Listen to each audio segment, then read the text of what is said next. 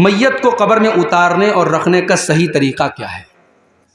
دیکھیے، میت کو جو قبر میں اتارا جاتا ہے تو اس میں ایک تو یہ ہے کہ پایتانے سے اتارا جاتا ہے، اور اتارنے کے ٹائم بسم اللہ وعلی ملت رسول اللہ یہ کہہ کر کے قبر میں اتارا جائے، اس میں اور کوئی شرط نہیں ہے۔ ہمارے یہاں اصل میں جنازے کے تعلق سے بہت ساری باتیں رائج ہو گئی ہیں۔ اب جیسے کسی انسان کا انتقال ہو گیا تو فوراً لوگ کیا کرتے ہیں؟ قبلہ رخ کرتے ہیں۔ کوئی ضروری نہیں ہے، اگر قبلہ رخ انسان کا انتقال ہو گیا ہے اچھی بات ہے۔ موت کے ٹائم انسان کو اگر یہ لگے کہ یہ مرنے والا ہے اس ٹائم اس کو قبلہ رخ کر دو، لیکن مرنے کے بعد جنازے کو اسپیشلی قبلہ رخ کرنا اس کی کوئی ضرورت نہیں ہے۔ اسی طریقے سے جب میت کو گھر سے نکالنے لگتے ہیں تو لوگ بڑی پرواہ کرتے ہیں کہ سرہانے سے نکالنا ہے کہ پایتانے سے نکالنا ہے، لوگ بڑا کنفیوز ہو جاتے ہیں۔ تو یہ سارے مسئلے ہمارے بنائے ہوئے ہیں، اس میں کوئی ایسی ٹینشن کی بات نہیں ہے۔ جہاں شریعت نے آپ کو آزادی دی، اختیار دیا ہے، وہاں اس کو آزادی ہی رہنے دیجیے۔ قبر میں اتارنے کے ٹائم اس کو جو ہے پایتانے کی طرف سے اتاریں گے، اور اتارنے کے وقت ہم جو ہے بسم اللہ وعلی ملت رسول اللہ پڑھیں گے۔ اچھا، یہاں پر ایک بات میں اور بتا دوں کہ قبر میں جب ہم مردے کو دفن کرتے ہیں تو ہم مٹی دیتے ہیں۔ اب مٹی جب دیتے ہیں تو وہاں بھی یہ سوال ہوتا ہے کہ مٹی دینے کے ٹائم ہمیں کیا پڑھنا چاہیے؟ تو بعض لوگ کیا کرتے ہیں کہ وہ پہلی مرتبہ مٹی دیتے ہیں تو کہتے ہیں منہا خلقناکم، جو قرآن کی آیتیں پڑھتے ہیں منہا خلقناکم، ہم نے تم کو مٹی سے پیدا کیا۔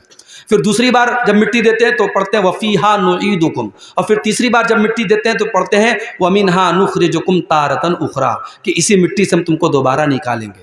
تو اب یہ قرآن کی آیت ہے، اس کو 3 بار مٹی دینے میں فٹ کر لیا گیا، لیکن اس کا کوئی ثبوت نہیں ہے۔ آپ مٹی دینے کے ٹائم کچھ نہ پڑھیں کوئی مسئلہ نہیں ہے، زیادہ سے زیادہ بسم اللہ، ہر اچھا کام بسم اللہ کر کے کیا جاتا ہے، تو مٹی دینے کے ٹائم جب بسم اللہ پڑھ دیں۔ باقی یہ جو دعا پڑھی جا رہی ہے، جو قرآن کی آیت پڑھی جا رہی ہے، مناسب نہیں ہے۔ اسی طریقے سے کہیں کہیں جنازے کی نماز میں کیا ہوتا ہے، امام صاحب کے لیے وہ آتا ہے مصلی، امام صاحب کے لیے الگ سے مصلی آتا ہے۔ بھائی مصلی کا یہاں کوئی کام نہیں ہے، مصلی سجدہ کرنا ہوتا تب کام ہوتا، یہاں زمین پر ہم پڑھ رہے ہیں، مصلی کا کوئی کام نہیں ہے۔ اسی طریقے سے اب اگر جنازے کی نماز کہیں باہر ہو رہی ہے تو اب جوتا چپل لوگ پہن کر کے جنازے کی نماز پڑھتے ہیں، ٹھیک ہے، جائز ہے، لیکن جوتا چپل میں گندگی بھی لگی ہو سکتی ہے، پاخانہ بھی لگا ہو سکتا ہے۔ تو اب کچھ لوگ کیا کرتے ہیں کہ جب جوتا چپل پہن کے جنازے کی نماز پڑھتے ہیں تو وہ جوتا چپل اتارتے ہیں اور اتار کر کے اسی کے اوپر کھڑے ہو جاتے ہیں، پیر رکھتے ہیں اور جنازہ کی نماز پڑھتے ہیں۔ تو بھائی اس سے کیا فائدہ ہوا؟ اگر اس چپل میں گندگی لگی ہے اور آپ نے چپل اتار کے چپل پر آپ کھڑے ہو گئے تو ابھی بھی آپ گندگی کے اوپر کھڑے ہیں۔ تو چپل میں جوتے میں اگر گندگی لگی ہے تو اس کو دھونا ضروری نہیں ہے، حدیث میں آتا ہے کہ اس جوتے چپل کو آپ زمین پہ رگڑ لیجئے، وہ پاک ہو جائے گا۔ تو جب جنازے کی نماز آپ جوتا چپل پہن کے پڑھ رہے ہوں تو آپ ایک بار چیک کر لیجئے، اگر اس میں کوئی گندگی لگی ہے بس زمین پر اس کو 1-2 بار رگڑ لیجئے، پاک ہو گیا۔ اب آپ اس جوتا چپل کو پہن کے جنازے کی نماز پڑھ سکتے ہیں۔ جو بوڑھے اپنی سفید داڑھیوں کو کالے خضاف سے ڈائی کرتے ہیں وہ کان کھول کر کے سن لیں، لا یریحون رائحۃ الجنہ، ایسے لوگ جنت کی خوشبو نہیں پا سکتے۔ اب 1-2 باتیں بیان کر کے اور بات ختم کرتا ہوں۔ حرام کمائی کھانے والا بھی جہنم میں جائے گا، حرام کمائی بھی انسان کو جہنم میں لے کر کے جاتی ہے۔ اللہ کے پیارے نبی جناب محمد رسول اللہ صلی اللہ علیہ وسلم فرماتے ہیں کہ کل جسد نبت من سحت، ہر وہ بدن اور جسم جو حرام کمائی سے پلا بڑا ہو، فالنار اولا بہ، وہ جہنم کی آگ میں جائے گا۔ ابھی کرکٹ کا ورلڈ کپ چل رہا ہے، میرے پاس موبائل پہ بھی میسج آ رہا ہے، ڈریم 1 ڈریم 11 ڈاؤن لوڈ کیجیے، 1 کروڑ روپیہ کمائیے۔ 1 کروڑ کا نام سن کے کون اچھل نہیں جائے گا بھائی؟ 1 کروڑ کس کو پسند نہیں ہے؟ اب نوجوان کیا کرتا ہے؟ ایپ کو ڈاؤن لوڈ کرتا ہے۔ افغانستان اور پاکستان کا میچ چل رہا ہے، اب اس ایپ میں اس نے پیسہ لگا دیا 1 لاکھ روپیہ، اس کو لگ رہا تھا یار پاکستان جیت جائے گی، مضبوط ٹیم ہے، افغانستان بالکل کمزور ٹیم ہے، اس نے 1 لاکھ روپیہ لگا دیا، لیکن الٹ پھیر ہو گیا، افغانستان نے پاکستان کو ہرا دیا، اس کا 1 لاکھ ڈوب گیا۔ پھر اس کو اور 1 لاکھ لاس ہو گیا، مگر اب اس کو لگا کہ اب اگلا میچ ہوگا تو میں اور بڑا پیسہ لگاؤں گا، 2 لاکھ لگاؤں گا تاکہ وہ 1 لاکھ کور بھی ہو جائے اور 1 لاکھ اور مل جائے۔ اس طریقے سے آج آن لائن جوا کھیلا جا رہا ہے اور ہمارا نوجوان اس جوئے کا شکار ہو رہا ہے۔ یاد رکھو میرے بھائی، اگر تاش کے پتوں کے ذریعے جوا کھیلنا حرام ہے، اگر لاٹری حرام ہے، تو آن لائن بھی یہ جوا کے جتنے ایپ آ رہے ہیں یہ سب حرام ہے۔ اور یہ حرام کمائی اگر تم نے کما بھی لی اور گھر میں لے بھی آئے تو یاد رکھو اس کمائی کے ذریعے تم کبھی آباد نہیں ہو سکتے۔ اللہ کے نبی فرماتے ہیں کلو جسد نبت من سحت، ہر وہ بدن جو حرام کمائی سے پرورش پاتا ہے فالنار اولا بہی، وہ جہنم کی آگ میں جلایا جائے گا۔ اور یہاں پر مجھے وہ حدیث بھی یاد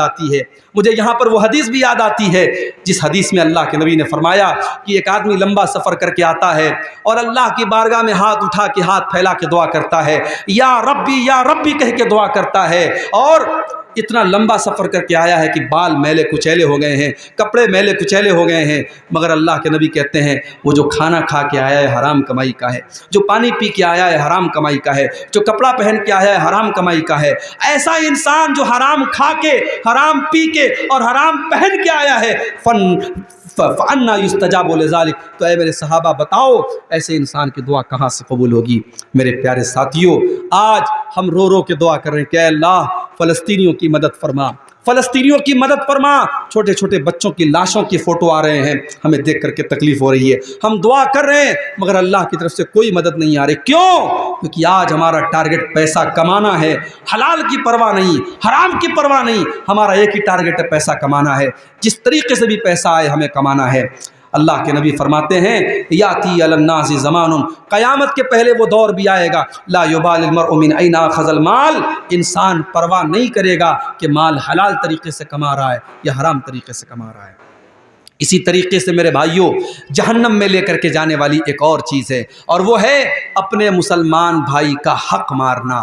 اللہ کے نبی نے فرمایا من اقتطع حق امرئ مسلم، جس نے کسی مسلمان کا حق مارا وہ کان کھول کر کے سن لے، اس نے جہنم کا ایک ٹکڑا خرید لیا، اس نے جہنم کا ایک ٹکڑا لے لیا۔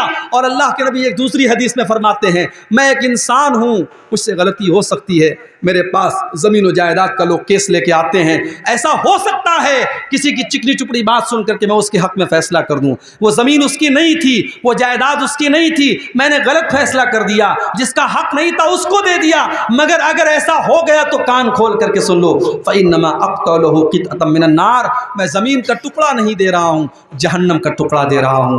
میرے پیارے ساتھیوں، ابھی آپ نے نظم سنی کہ یہ زندگی ایک کرائے کا گھر ہے، ایک نہ ایک دن بدلنا پڑے گا۔ یہ زندگی کرائے کا گھر ہے میرے بھائی، یہاں ہمیشہ نہیں رہنا ہے، ایک دن مرنا ہے اور سارا دھن دولت، زمین جائیداد، بینک بیلنس، جویلری، یہ سب چھوڑ کے جانا ہے۔ جو حرام طریقے سے آپ نے دوسروں کی زمین ہتھیائی ہے، کتنے دن اس زمین کا فائدہ اٹھاؤ گے بھائی؟ جس دن مرو گے 2 گز زمین میں ہم جائیں گے اور وہ ساری زمین ہمارے رشتہ داروں کی، ہمارے بچوں کی ہو جائے گی۔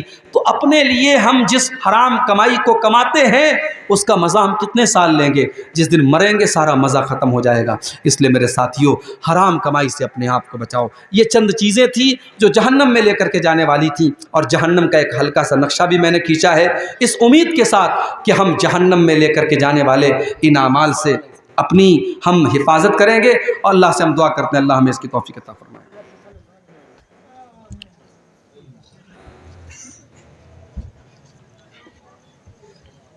جنازے کو سامنے رکھ کر کے میت کے رشتہ داروں سے نماز کے متعلق پوچھنا کیسے؟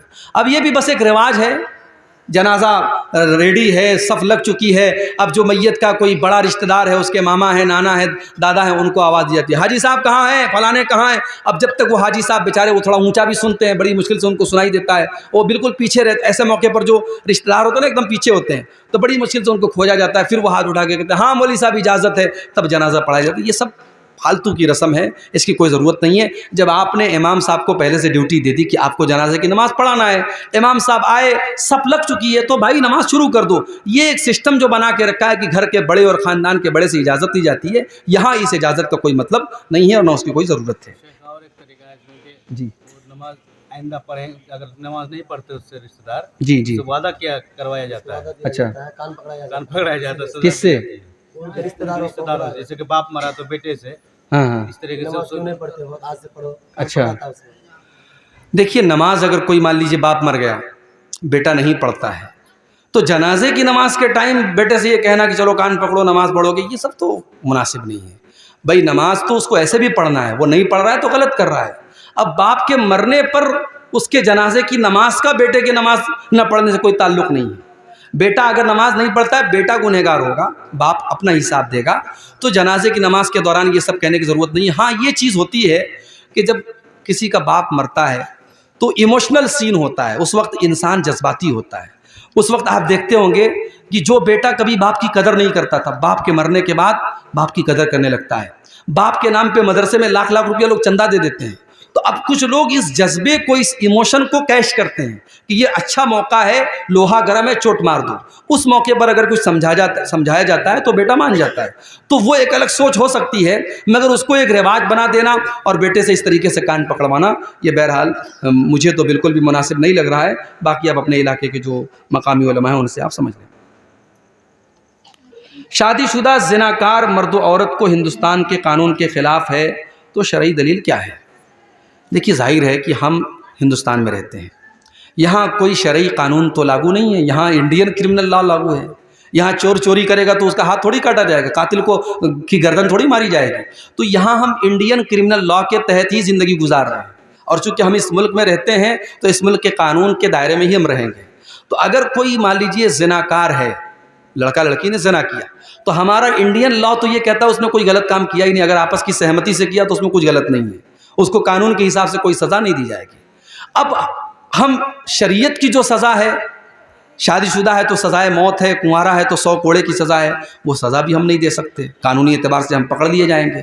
تو پھر ہم اپنے طور پر کوئی ایک سزا مقرر کر دیں جو ہماری پنچایت میں آپس کے مشورے سے طے ہو، لیکن اس سزا میں بھی ہم اس بات کا لحاظ رکھیں کہ اگر یہ کام آپس کی سہمتی سے ہوا ہے تو دونوں بھاگیدار ہیں، سزا ملے تو دونوں کو ملے۔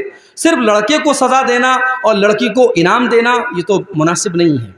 تو شریعت کی روشنی میں جو سزا ہے وہ آپ اس ملک میں قانون کے دائرے میں رہ کر کے تو نہیں دے سکتے، وہ جہاں پہ اسلامی قانون لاگو ہے اور اسلامی حکومت ہے وہیں پر یہ چیز ہو سکتی ہے۔ تو آپ اپنے ملک کے قانون کے دائرے میں رہ کر کے اس کو کوئی فائن لگا دیں یا ہلکی پھلکی جسمانی سزا دے دیں تو وہ دی جا سکتی ہے، بہرحال اس کو کوئی حرج کی بات نہیں ہے۔ اللہ تعالیٰ نے موت کو سب سے پہلے کیوں پیدا کیا ہے، جیسا کہ سورہ ملک کے اندر ہے، ذرا وضاحت فرمانے کی زحمت فرمائیں۔ دیکھیے، سورہ ملک میں اللہ نے فرمایا کہ الذی خلق الموت والحیات، اللہ نے موت کو پیدا کیا اور زندگی کو پیدا کیا۔ تو پہلے اللہ تعالیٰ نے موت کا ذکر کیا، تو اس سے علماء نے یہ دلیل پکڑی ہے کہ موت پہلے پیدا کی گئی۔ اب اس کی حکمت کیا ہے یہ اللہ عالم، اللہ زیادہ بہتر جانتا ہے۔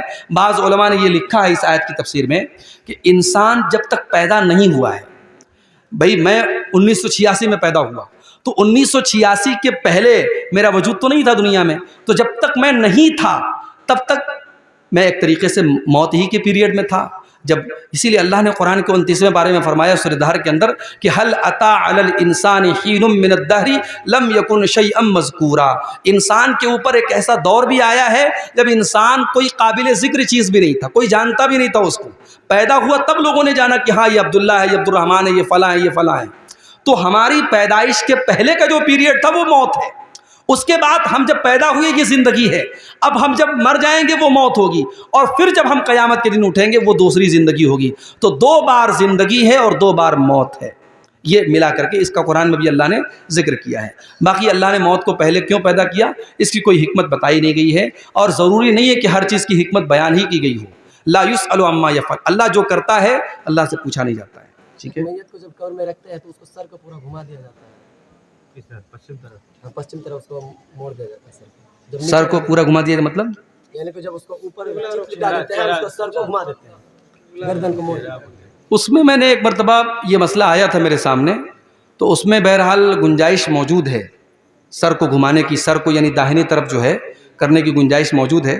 اس پر ہم مزید تفصیل سے کسی اگلی تقریر میں اس کو دلائل، جو علماء نے جو دلائل دی ہیں، جو حدیثیں ہیں، اس کو سامنے رکھ کر کے ہم انشاءاللہ اس پر روشنی ڈالیں گے۔ ٹھیک ہے، اللہ تعالی ہم سب کو